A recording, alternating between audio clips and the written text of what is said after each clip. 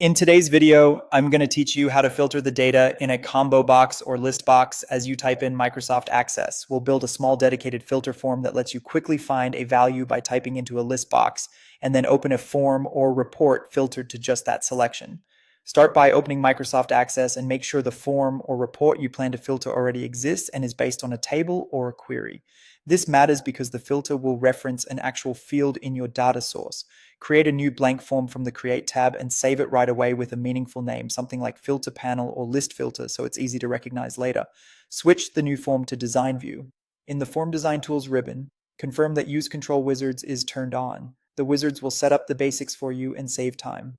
Add a list box control to the form and let the list box wizard guide you. Choose to get the list's values from a table or query, then pick the data source that contains the field you want to filter by. When you choose the fields to display in the list, it's often smart to include the primary key as the bound column and then hide it by setting its column width to 0. That way you keep a stable, unique identifier behind the scenes while showing a friendly name or description to users. Give the list box a clear, descriptive name so you can reference it easily in code. Here's a helpful tip. Access supports type to search inside a list box. As you type, the selection jumps to matching entries, making it fast to locate an item before you apply the filter. Next, add a command button to this filter form.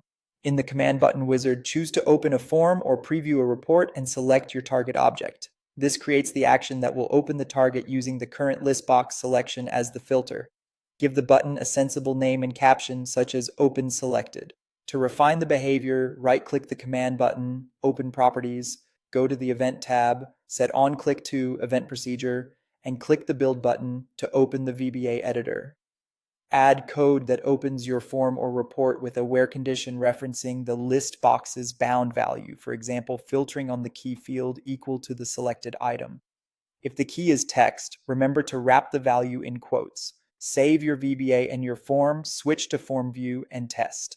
Type to locate the desired item in the list, select it, and click the button. Your form or report should open, filtered cleanly to the chosen record or set.